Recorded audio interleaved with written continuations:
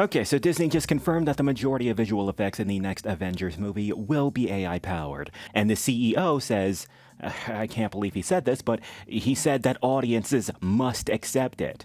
Let's get into it. Shoutouts to the International Business Times for the article. Yesterday, we discussed how Evangeline Lilly was calling out Disney for replacing so many creative roles and jobs in Disney's workforce for working on the Marvel movies and more with AI.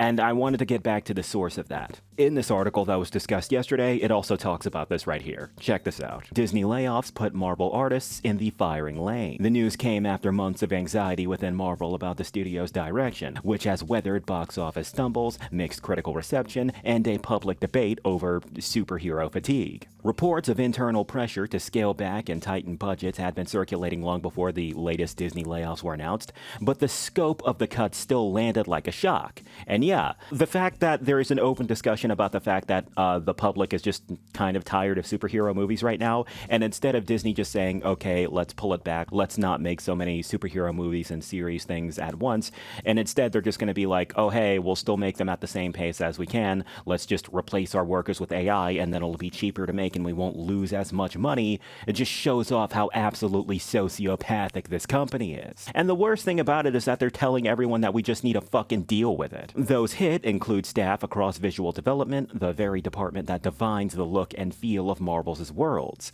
That is the corner of the company Lilly chose to highlight. She urged followers to support Andy Park, Marvel Studios' director of visual development, describing him as a figure at the center of the creative storm. Imagine working for a studio and you personally provided the finishing touches that make that movie's cinematic aesthetic unique, and then being told a month later that, oh hey, you're being fired and AI is now doing all the things that you're supposed to be doing. To the artists let go, she offered a more personal salute. I was there. I know what you did. I know how passionately you worked around the clock to make the magic happen. That line carries more weight than a generic celebrity statement. As someone who has spent years on Marvel sets and promotional tours, she has watched the late nights, the fraught visual effects crunches, and the constant demand for reinvention up close. Disney CEO Josh D'Amaro has confirmed the broad outlines of the latest redundancies, framing them as a part of a pattern, quote-unquote, of workforce reductions aimed at improving financial stability. And based off of an actual tweet that the CEO said that the majority of visual effects in Avengers Doomsday will be AI powered. Quoting his words, "This is a necessary step.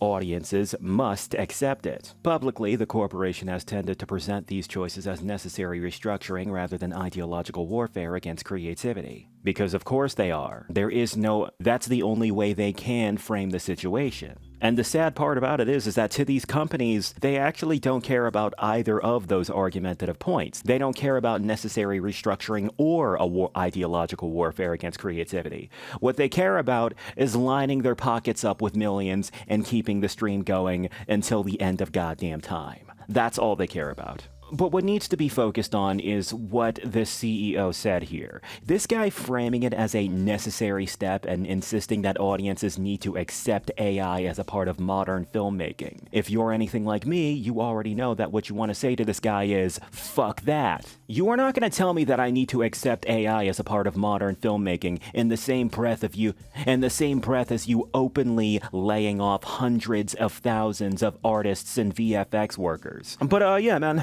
those are my thoughts. What are y'all's? Whatever it is, be sure to let me know in the comment section. It's gonna wrap up this video, boys. This is Jack Talks Back, signing out. You guys have a good one.